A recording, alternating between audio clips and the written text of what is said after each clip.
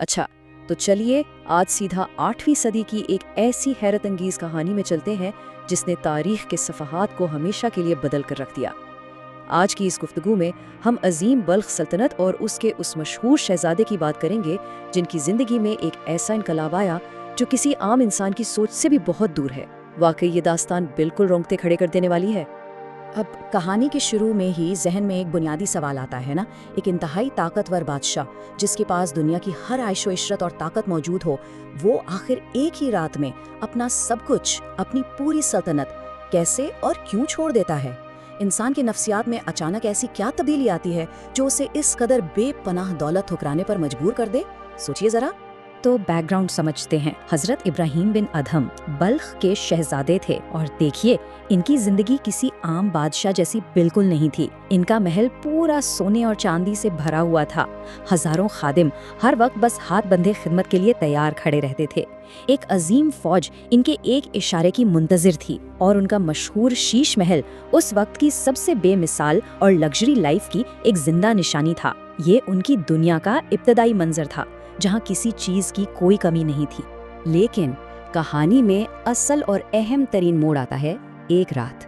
उस अजीम शीश महल में बिल्कुल सन्नाटा छाया हुआ था, हर तरफ पुरसकून खामोशी, और अचानक इस खामोशी को छत पर पड़ने वाले भारी कदमों की थपक ने तोड़ दिया। थप थप थप। ऐसा लग रहा था जैसे आधी रात में कोई उस अजीम महल की छत पर तेजी से चल रहा हो। अब सोचिए, इतने सख्त पहरों के होते हुए जहां परिंदा पर न मार सके वहां छत पर चलने की आवाज, ये बिल्कुल नामुमकिन था। जाहिर है इस आवाज पर शहजादा हैरान भी हुआ और परेशान भी। अपने उसी शाही रौब व दबदबे के साथ उन्होंने जोर से आवाज लगाई, वहां कौन है? आखिर इतने कड़े पहरे तोड़कर आधी रात को शीश महल की छत पर कौन आ सकता था? उनकी आवाज में एक सख्त हैरत और एक ताकतवर बादशाह का घमंड दोनों साफ जाहिर हो रहे थे। और पता है ऊपर अंधेरे से क्या जवाब आया? उस जवाब ने सब कुछ हिलाकर रख दिया। आवाज आई, मैं अपना ऊंट ढूंढ रहा हूँ। जी हाँ, ऊंट। अब आप खुद सोचिए, ये सिलसिला कितना बेतुका और नाकाबिले यकीन है। एक शाही महल की छत पर आधी रात को ऊंट कैसे आ सकता है?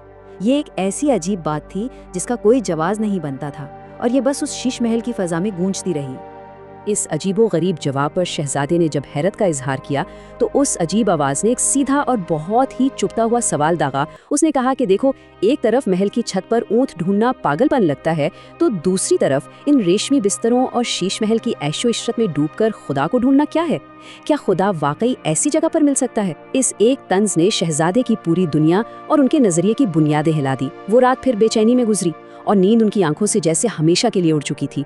खैर, इस हैरत अंगेज वाक़ये के कुछ दिन बाद का मंजर देखते हैं। शहजादा अपनी पुरानी रिवायात के मुताबिक शिकार पर निकलता है। तेजी से भागता हुआ घोड़ा, हाथ में तीर कमान, साथी बहुत पीछे छूट चुके हैं। सामने एक हिरन तेजी से भाग रहा था और शहजादा मकसद को भूलकर बस एक जुनून में उसका पीछा कर रहा था। ऐसा लग रहा था जैसे जिंदगी की वही पुरानी दुनियादारी वाली रफ्तार वापस लौट आई हो। लेकिन यहाँ एक बिल्कुल अनएक्सपेक्टेड चीज होती है। तेजी से भागता हुआ वो हिरन अचानक रुक जाता है। वो पलटता है और सुनिए, उसके मुंह से एक इंसानी आवाज आती है, ए इब्राहिम, क्या इसीलिए तुम्हें पैदा किया गया था? क्या तुम इस दुनिया में इसी काम के लिए आए थे? ये कोई आम वाकया बिल्कुल नहीं था। ये एक ऐसी आखिरी पुकार थी जिसने उनकी रूह को अंदर तक झंझोड़ कर रख दिया। इस मौजज़ाती पुकार का जिस्म पर असर इतना गहरा और अचानक था कि हाथों से तीर और कमान खुद ब खुद छूटकर जमीन पर गिर गए। वो तेजी से दौड़ता हुआ घोड़ा अपनी जगह बिल्कुल ठहर गया। होता है ना कि जब इंसान को अपनी तख्लीक का असल मकसद अचानक पहचान में आ जाए तो दुनिया की हर शय वहीं थम जाती है। उनकी आंखों में आंसू आ गए और अपनी मौजूदगी की असल हकीकत पहली बार पूरी शिद्दत के साथ महसूस हुई। जब वो वापस महल लौटे तो वो पहले वाले शहजादे इब्राहिम बिल्कुल नहीं थे। आधी रात की उसी गहरी खामोशी में उन्होंने अपना शाही ताज उतारा और एक तरफ रख दिया।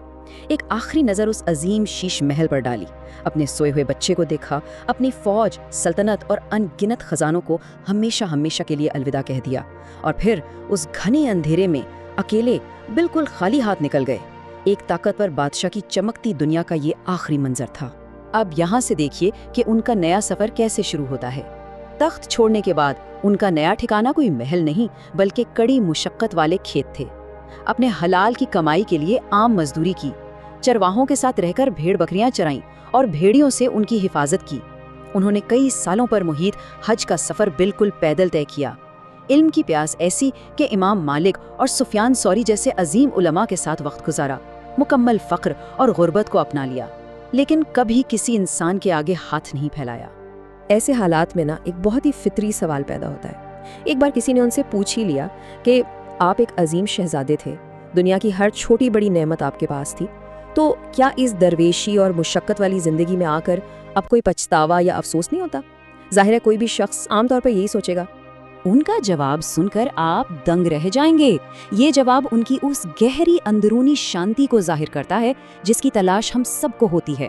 انہوں نے نہایت اطمینان سے فرمایا کہ مجھے تو اپنی وہ شاہی زندگی یاد بھی نہیں آتی، لیکن جس دن میں نے دنیا چھوڑ کر حق کا راستہ چنا، میں وہ دن ایک پل کے لیے نہیں بھول سکتا۔ انہیں اپنی اس دولت اور طاقت کے چھوٹ جانے کا ذرہ برابر بھی افسوس نہیں تھا۔ یہ چیز بڑی خوبصورتی سے اس بات کو واضح کرتی ہے کہ دولت اور سکون کا آپس میں کوئی لازمی تعلق ہے ہی نہیں۔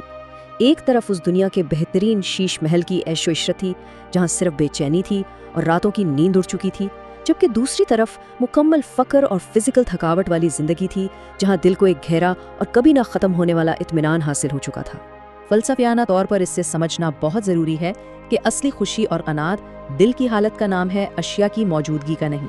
جب مادی طور پر ان کے پاس سب کچھ تھا تو اندر ایک شدید خالی پن تھا، اور جب فزیکل دنیا کے حوالے سے ان کے پاس کچھ بھی نہیں بچا، ٹھیک اس وقت ان کی روح نے مکمل پن اور آسودگی کو محسوس کیا۔ یہ ایک ایسی تبدیلی تھی جو صرف اور صرف احساس سے جڑی تھی۔ تو ہم یہاں سے کیا سیکھتے ہیں؟ زندگی میں اصل مقصد کی بیداری کا سفر ایک نہایت اچانک آنے والا موڑ ہو سکتا ہے۔ یہ سچائی کسی بھی وقت، کسی بھی ناممکن شکل میں آپ کے سامنے آ سکتی ہے، چاہے وہ آدھی رات میں چھت پر کسی اجنبی کے قدموں کی آہٹ ہو یا شکار ہوتے ہوئے ہرن کی اچانک آواز۔ جب بلاوا آتا ہے نا، تو زندگی کا رخ ہمیشہ کے لیے بدل جاتا ہے اور پھر پیچھے مڑ کر دیکھنے کی گنجائش نہیں رہتی۔ آج کی اس پیشکش کو ہم اس آخری اور بہت ہی گہرے قول پر ختم کرتے ہیں۔ حضرت ابراہیم بن ادھم نے فرمایا تھا کہ صرف مادی دنیا کو چھوڑ دینا کمال نہیں، اصل کمال یہ ہے کہ اس دنیا کی محبت کو اپنے دل سے نکال دیا جائے۔ اب ذرا ٹھہر کر سوچئے، ہماری اپنی زندگیوں میں ایسی کون سی چیز ہے جس نے ہمارے دلوں پر قبضہ کیا ہوا ہے؟ کیا ہم بھی صرف اشیاء اور دولت کے پیچھے آخری سانس تک بھاگتے رہیں گے، یا ہمارے اس سفر کا کوئی اعلیٰ مقصد بھی ہے؟ یہ ایک ایسا سوال ہے جس پر ہم سب کو گہرائی سے غور کرنے کی ضرورت ہے۔